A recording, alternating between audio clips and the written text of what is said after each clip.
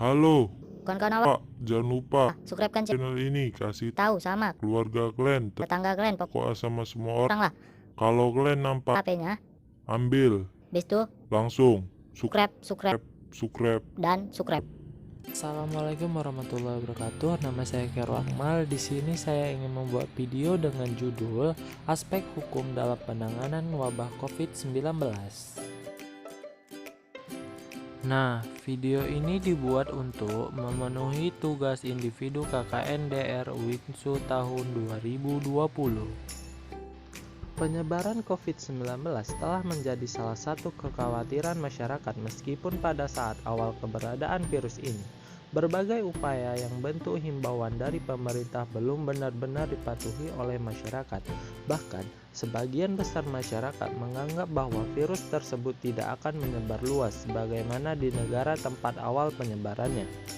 Berbagai hoaks mengenai kondisi cuaca dan iklim di Indonesia sebagai kondisi yang tidak akan menimbulkan penyebaran luas atau hoaks terkait ramuan ataupun obat-obatan yang dianggap dapat mencegah timbulnya COVID-19 ternyata mampu mempengaruhi masyarakat untuk tidak sepenuhnya menganggap virus ini sebagai ancaman.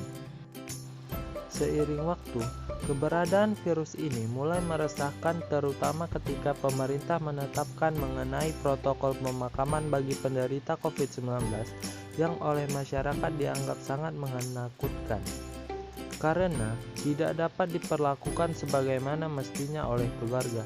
Selain itu, karantina terhadap warga yang pernah melakukan perjalanan ke daerah terinfeksi menjadi salah satu kekhawatiran masyarakat, sehingga saat ini masyarakat tidak lagi menganggap virus ini sebagai wabah yang dianggap enteng. Namun demikian, bersamaan dengan kekhawatiran masyarakat terhadap virus ini, dampak lain ternyata timbul. Pemberlakuan social distancing ternyata telah menimbulkan dampak lain berupa dampak sosial dan ekonomi di dalam masyarakat. Kemudian, aspek hukum dalam penanganan wabah COVID-19 ini, pemerintah telah mengeluarkan beberapa regulasi. Yang pertama, yaitu Instruksi Presiden Nomor 4 Tahun 2020 tentang refocusing kegiatan, relokasi anggaran serta pengadaan barang dan jasa dalam rangka percepatan penanganan COVID-19. Kedua, Keputusan Presiden Nomor 11 Tahun 2020 tentang penetapan kedaruratan kesehatan masyarakat COVID-19.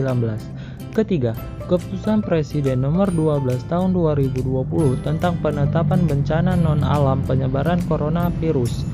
Keempat, Peraturan Pemerintah Nomor 21 Tahun 2020 tentang pembatasan sosial berskala besar dalam rangka percepatan penanganan COVID-19. Kelima, Keputusan Presiden Nomor 7 Tahun 2020 tentang gugus tugas percepatan penanganan COVID-19. Penerbitan regulasi ini dalam rangka penanganan penyebaran COVID-19 merupakan upaya untuk mendukung keberadaan Undang-Undang Nomor 24 Tahun 2007 yang menetapkan wabah penyakit sebagai salah satu bencana non-alam yang perlu dikelola potensi ancamannya.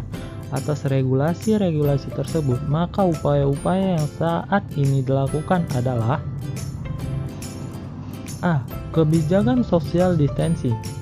Adanya social distancing sejauh ini sangat efektif dalam menghambat penyebaran virus atau penyakit ini, yakni dengan mencegah orang sakit melakukan kontak dengan orang-orang yang mencegah penularan. Namun, melihat fenomena sekarang, nyatanya social distancing masih berbentuk imbauan yang jika tidak dibantu viral-viralkan di media sosial, maka akan lebih sedikit masyarakat yang mengetahuinya.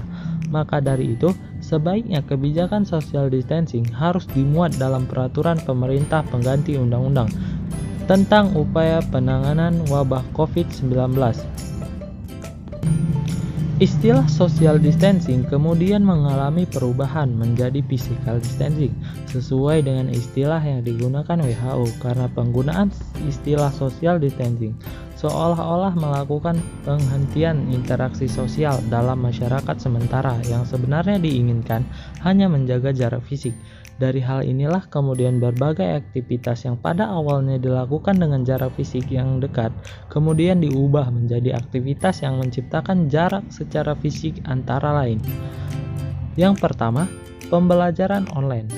Kedua, menggunakan mekanisme WFH atau work from home. Ketiga, penutupan tempat-tempat pembelanjaan atau mall, dan upaya lain yang dapat mencegah penyebaran COVID-19. Perlindungan bagi tenaga kesehatan sebagai garda depan. Tenaga kesehatan berdiri di garda depan dalam mencegah bertambahnya jumlah infeksi, sehingga pemerintah perlu menjamin perlindungan dan keselamatan kerja bagi tenaga medis dalam upaya penanganan COVID-19. Pembatasan sosial berskala besar. Kewenangan pembatasan sosial berskala besar berdasarkan Undang-Undang Nomor 6 Tahun 2018 tentang kekarantinaan kesehatan merupakan wewenang absolut pemerintah pusat. Dalam pasal 1 angka 1 dinyatakan bahwa kekarantinaan kesehatan dilakukan untuk mencegah dan menangkal keluar atau masuknya penyakit atau faktor resiko kesehatan masyarakat yang berpotensi menimbulkan kedaruratan kesehatan masyarakat. Maka dari itu, jika ada pemerintah daerah yang merasa daerahnya memiliki situasi kedaruratan dan hendak melakukan lockdown, tentunya hal ini inkonstitusional dan perlu adanya konsul dari kepala daerah dengan pemerintah pusat sebelum mengambil kebijakan terkait.